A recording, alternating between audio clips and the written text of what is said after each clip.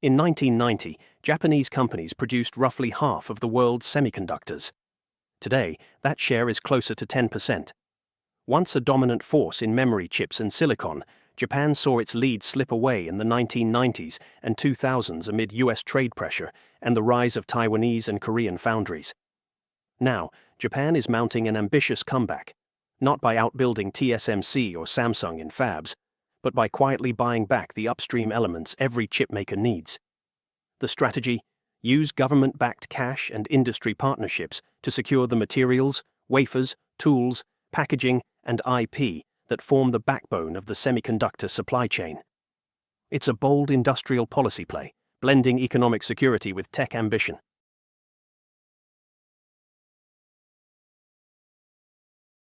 Japan's current strategy makes more sense with a bit of history. In the 1980s, Japan was a semiconductor superpower. Its companies, NEC, Toshiba, Hitachi, Fujitsu, led the world in memory chip production and quality. By 1988, Japanese firms held over 50% of the global chip market, supplying the memory inside IBM PCs and the processors in Nintendo consoles. This dominance didn't happen by accident. It was the product of heavy R&D investment, disciplined quality control, the famed quality circles, and a government that nurtured the industry. Japanese innovation in the 1970s to 80s, from Sony's transistor radios to NEC's DRAM chips, made Japan synonymous with cutting-edge electronics. But this success provoked a backlash. American semiconductor makers alleged that Japanese firms were dumping chips below cost and locking US companies out of Japan's market. In 1986, under US pressure, Japan signed the US-Japan Semiconductor Agreement, agreeing to curb production and open its market. Tariffs and trade tensions followed. Around the same time, new competitors emerged: South Korea, with Samsung in memory, and Taiwan, with TSMC's new foundry model, rapidly scaled up. Globalization in the 1990s meant Western firms outsourced chip manufacturing overseas, often not to Japan, but to cheaper hubs like Taiwan and China. Japan's chip industry entered a long decline. By the early 2000s, many Japanese chipmakers were unprofitable and consolidated. DRAM producers Elpida and Micron, which acquired Elpida in 2013, are one example of the shakeout. Lost decades ensued in which Japan, despite many initiatives, failed to regain its 1980s glory. By 2020, Japan's share of global semiconductor output had dwindled to around 10%.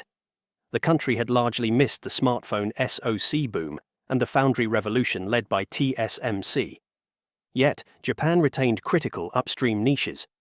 Its companies still led the world in supplying silicon wafers, chemicals, and production equipment for chipmaking. This quiet strength set the stage for a new strategy. In the early 2020s, facing chip shortages and geopolitical risks, Japan's government pivoted from laissez-faire to active industrial policy. The 2022 Economic Security Promotion Act declared semiconductors a vital national interest. METI, the trade ministry, drew up plans to triple domestic semiconductor sales to 15 trillion yen by 2030, up from a goal of 5 trillion yen set just 3 years prior. Crucially, Japan realized it could leverage its upstream supply chain as a foundation for revival. Rather than try to beat TSMC head-on immediately, the idea is to secure the ingredients of chipmaking, from photoresist chemicals to packaging substrates, where Japan already has expertise. With resilient supply chains becoming a geopolitical priority amid the US-China tech rivalry and pandemic disruptions, Japan's upstream strength could be turned into bargaining power and economic security.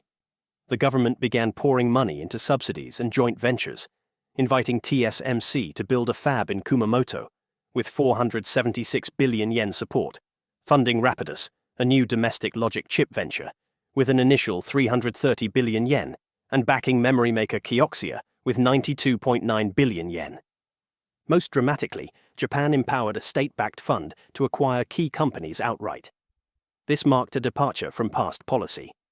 In mid-2023, METI's investment arm started executing a series of bold buyouts, signaling that Japan is willing to buy back capacity it considers strategic.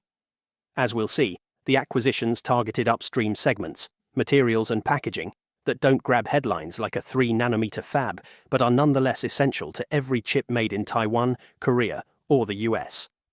By consolidating these upstream industries at home, Japan hopes to support its nascent chip ventures and ensure that foreign fabs like TSMC's in Japan rely on a made-in-Japan supply chain. Before diving into each segment, it's worth noting the policy's ethos. Japan is effectively saying, if we can't be number one in chips right now, we'll be number one in the things that chips can't be made without. Let's examine how this is unfolding in materials, wafers, equipment, and packaging.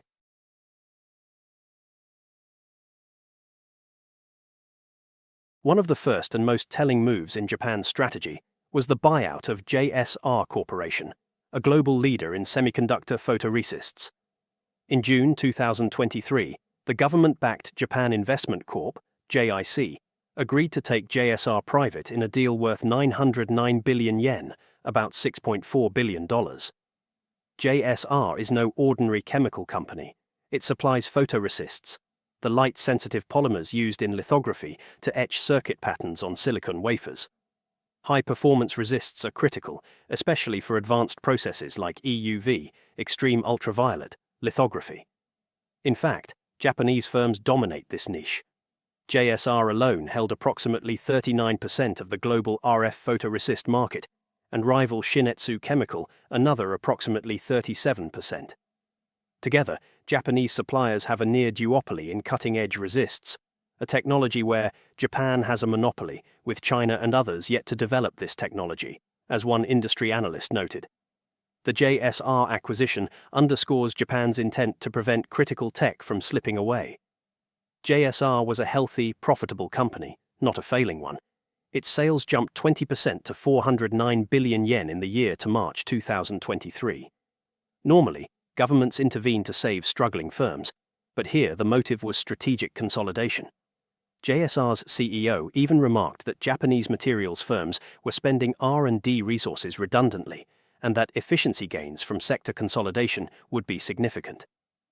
Under JIC's ownership, with financing from Mizuho Bank and the Development Bank of Japan, JSR is expected to invest heavily in next-gen resist R&D and capacity without the short-term pressures of the stock market.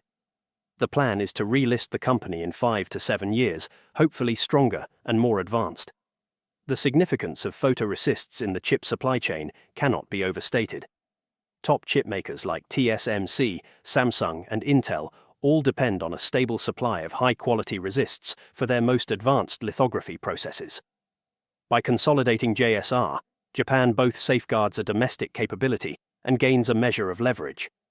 If geopolitical tensions rise, control of materials like resists could become a bargaining chip. Japan demonstrated this in 2019 when it imposed export curbs on photoresists to South Korea amid a diplomatic dispute. Although Japanese officials downplay any offensive intent, the subtext is clear. Losing leadership in such a strategic input is not an option. The JSR deal is the latest in a series of increasingly muscular government steps to maintain Japan's edge in chip materials.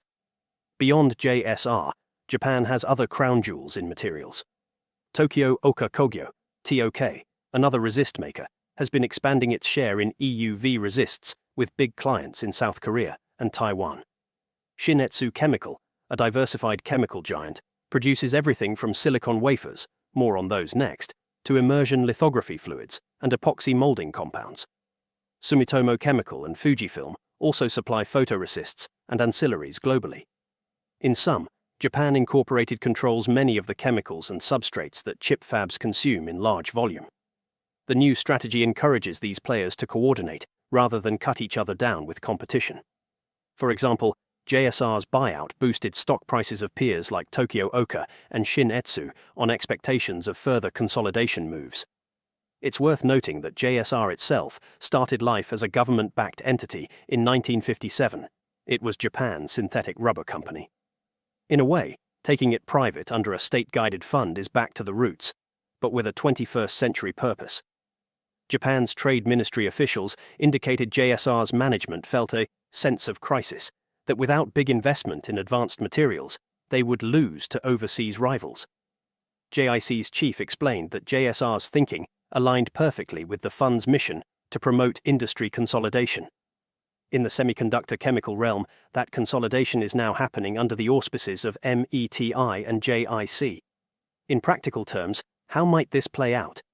We could see increased R&D spending on EUV resists, where competition with US and EU chemical firms is heating up.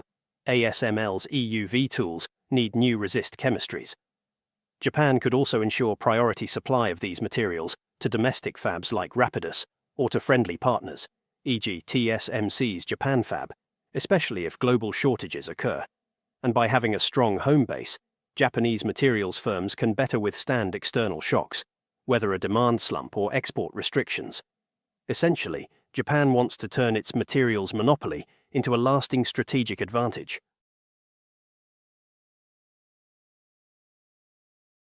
If chips are the brains of modern electronics, silicon wafers are the raw canvas on which those brains are built. Here, Japan enjoys a quietly formidable position. Just two Japanese companies, Shin-Etsu Chemical and Sumco, control about half of the global market for silicon wafers. These mirror-smooth disks of hyper-pure silicon are the starting point for nearly every semiconductor. Maintaining leadership in wafers is thus a cornerstone of Japan's upstream strategy. Japan is reinforcing this strength with both subsidies and partnerships. In mid-2023, METI announced a subsidy up to 75 billion yen, $530 million, for Sumco to expand wafer production capacity. Sumco is investing 225 billion yen in new factory facilities, with the government covering roughly one-third of the cost. The rationale is clear: ensure ample supply of 300mm wafers as global demand rises, and do it on Japanese soil. Sumco's shares jumped on the news, reflecting optimism about state support and future orders. Officials noted that silicon wafers are important materials for semiconductors, a banal statement with big implications for funding decisions. Consider that every advanced fab, whether TSMC's in Taiwan, Samsung's in Korea, or Intel's in the US, needs a steady feed of large-diameter wafers. If Japan can be the preferred supplier of those wafers, it indirectly anchors itself in the supply chains of foreign chipmakers. We have already seen hints of friendshoring in raw materials. For instance, Japanese trading house Sojitz is building a plant in Kyushu to produce high-purity hydrogen fluoride, aiming to meet 40% of Japan's demand and cut reliance on Chinese chemicals. Fluorine-based etchants like HF are essential for chip etching and were one focus of Japan's export curbs to Korea in 2019. Now Japan is investing to localize such inputs. The wafer strategy is similar: reduce external dependency and increase capacity at home, even if that means footing part of the bill. Shin-Etsu Chemical, the other giant, is the world's largest wafer producer and has been steadily spending on cutting-edge crystal pulling and wafer polishing technology. While Shin-Etsu hasn't needed an outright subsidy, it's financially robust. It will surely benefit from any industry-wide support, and it remains a key player METI will consult on supply issues. Notably, Shin-Etsu and Sumco produce the 300mm wafers needed for advanced logic and memory chips. Very few companies globally can meet the required quality at scale. Global Wafers, Taiwan, and SK Siltron, Korea, are their primary competitors. When Global Wafers attempted to acquire Germany's Siltronic in 2021, a move later blocked by regulators, it underscored how strategic and concentrated the wafer industry is. Japan wants to ensure its two champions stay on top and keep expanding. A shortage of wafers can bottleneck the entire chip industry, as seen during recent chip booms. Beyond pure silicon wafers, Japan is also exploring next-generation substrates. This includes silicon carbide SiC wafers for power electronics and other compound semiconductors. Sumitomo Electric and Rohm, Japanese firms, are leaders in silicon carbide wafer production. METI's broader strategy for economic security has identified compound semiconductors as a priority, given their importance for electric vehicles and 5G, 6G infrastructure. We might see similar support extended to those materials to maintain an edge. In the coming 1 to 2 years, the focus in wafers will be executing the capacity expansions on time. Sumco's subsidized new facilities, likely in Kyushu or another tech hub, are expected to ramp up output to feed not just the new TSMC fab in Kumamoto, but also fabs in the US and elsewhere. Sumco can export wafers freely. The Japanese government will be watching closely to see if this model, public money to spur private capacity, keeps Japan indispensable in the semiconductor raw material hierarchy. At a strategic level, controlling half the wafer market gives Japan a seat at the table in any global chip discussions. It's a form of supply chain insurance. Even if Japan doesn't make the most advanced chips domestically, no one can make advanced chips without those pristine discs from Japan. By bolstering its wafer industry now, through subsidies and possibly incentivizing mergers or alliances if needed, Japan aims to keep that ace in hand.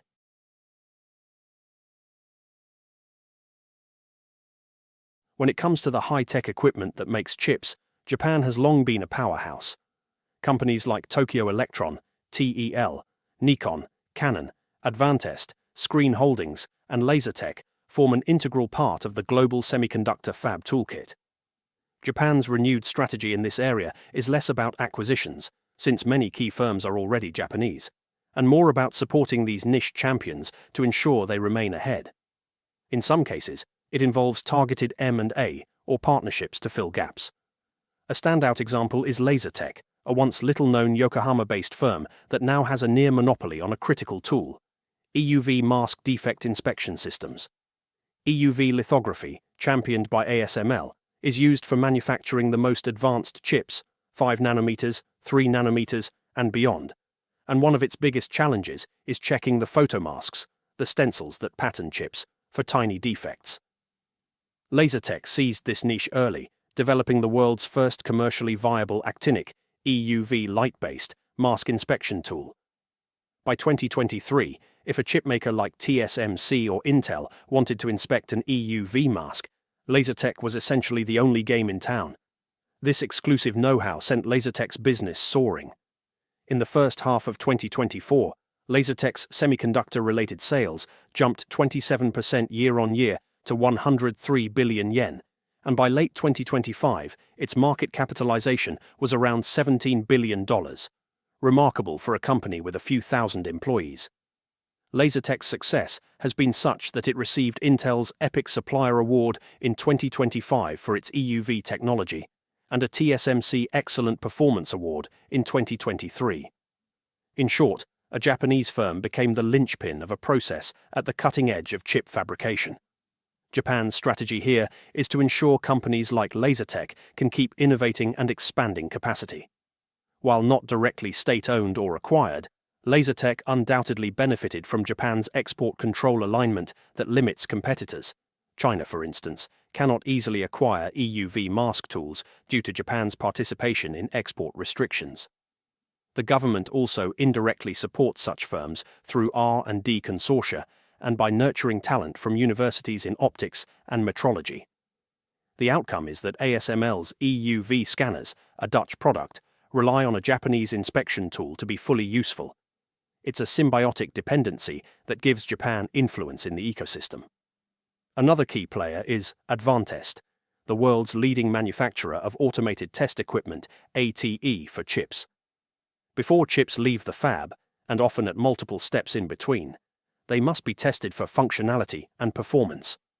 Advantest's machines perform this task at high speed. The company has been actively ensuring its supply chain and technology keep pace with new chip packages and AI chips. In 2023, Advantest acquired a Taiwanese firm, Xinpu Technology, which makes printed circuit boards for test interfaces, an unglamorous but vital part of the testing process. The deal, completed in April 2023, gave Advantest more in-house control over high-end test boards and a stronger base in Taiwan, home of TSMC, thus strengthening its customer support and reducing reliance on external suppliers. Advantest's CEO said the move would accelerate growth of our device interface business and help diversify revenue. This is a classic example of a private sector partnership acquisition aligning with the national strategy. Keep critical know-how within or close to Japanese firms. While not state-driven, it complements the broader theme of upstream consolidation. Testing gear is upstream of final chip products. Japan also remains a leader in metrology, measurement, and cleaning equipment through companies like Screen Holdings, a top supplier of wafer, cleaning systems, and coat develop tracks for lithography. TL, Tokyo Electron, itself holds around 90% global market share in photoresist coating and developing systems, which are the machines that apply and bake the photoresist on wafers. These staggering market shares speak to a long-cultivated expertise. The current policy environment encourages these firms to invest in next-gen tools, for example, equipment for GAA transistors or for 3D chip stacking, with the confidence that the government views their industries as strategically important. In practical terms, METI has set up programs like a Leading-Edge Semiconductor Technology Center, LSTC, to coordinate R&D among equipment, materials, and chip design firms. Having toolmakers collaborate with initiatives like Rapidus ensures that when Rapidus attempts 2-nanometer production, the necessary inspection and test tools are available locally. One area where Japan ceded leadership is mainline lithography scanners, the steppers that print circuit patterns. Nikon and Canon were once strong in this field, but ASML of the Netherlands now dominates deep ultraviolet, DUV, and is the sole provider of EUV scanners.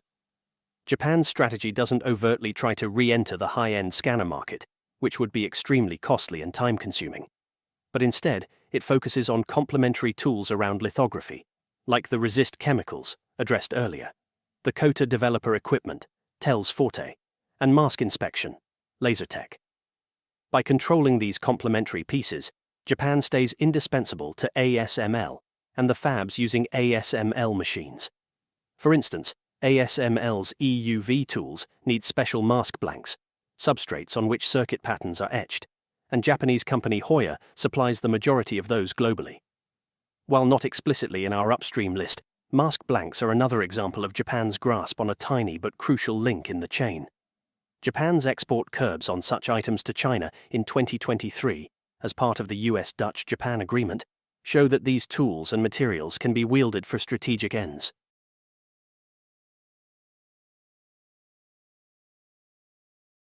As chips become more powerful, how they are packaged and integrated is increasingly critical.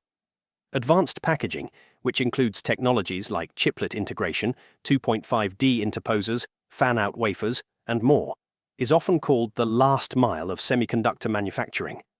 It's an area Japan quietly excels in and now is aggressively consolidating. Japan's two major packaging substrate makers, Ibiden and Shinko Electric Industries, are among the world's top providers of high-end IC packaging substrates, the laminated boards that connect chips to the outside world. These substrates, especially the ABF type for high-density chips, faced global shortages in recent years due to surging demand from data centers and GPUs. Japanese firms responded with big expansion plans. Ibiden, for example, announced it will ramp up substrate production capacity by 150% by 2027 to meet demand from generative AI and data center chips. It is investing in new lines and facilities, e.g., a new plant in Gifu, Japan, to essentially double output within a couple of years. This expansion is a direct response to orders from big US players like Nvidia that need more advanced packaging for AI accelerators. Such private sector moves align with Japan's national goal to be indispensable in the AI hardware boom. Even more telling is the case of Shinko Electric Industries. Shinko, a Fujitsu subsidiary specializing in semiconductor packaging, became the target of a major state-backed acquisition. In December 2023, JIC, the same fund that bought JSR, joined forces with Dai Nippon Printing, DNP, and Mitsui Chemicals to buy out Shinko Electric from Fujitsu in a two-step deal valued at about 685 billion yen, $4.7 billion. The JIC-led consortium plans to take Shinko private, with JIC owning 80%, DNP 15%, and Mitsui Chem 5% once the transaction completes. They offered 5,920 yen per share to public shareholders, a premium to market price, for the 50% of Shinko not owned by Fujitsu, and then Shinko will buy the remaining 50% from Fujitsu for 285 billion yen. This bold maneuver, expected to finalize in 2024 after regulatory approvals, is explicitly aimed at strongly supporting Shinko's advanced chip packaging business by removing short-term market pressures and enabling flexible investment. In other words, Japan is nationalizing a key packaging firm to ensure it can invest for the future of chip packaging. Why packaging? As the US Department of Defense famously noted, Chips don't float into systems by themselves. The final assembly, test, and packaging stage is needed to turn silicon dies into usable products. And increasingly, breakthroughs in computing come from packaging multiple chips together, like Apple's M1 Ultra or AMD's chiplets. The US just launched a $3 billion program to boost advanced packaging domestically, recognizing it as a choke point largely dominated by Asia, especially Taiwan's OSATs and Korea. Japan sees an opening to bolster what it already has: Shinko, Ibiden, and also Toppen, which is known for photomasks but is mentioned as a player in packaging substrates. By consolidating Shinko under friendly ownership, Japan prevents it from being sold to foreign private equity. Multiple global buyout firms were reportedly interested, and keeps its expertise at home. DNP's involvement is notable. DNP is a leading photomask and printing company that also has substrate technologies, so teaming with Shinko could yield synergies in high-density wiring techniques for packages. Mitsui Chemicals likely brings materials know-how for packaging resins. It's a coordinated approach to build an ecosystem for advanced packaging entirely under Japanese control.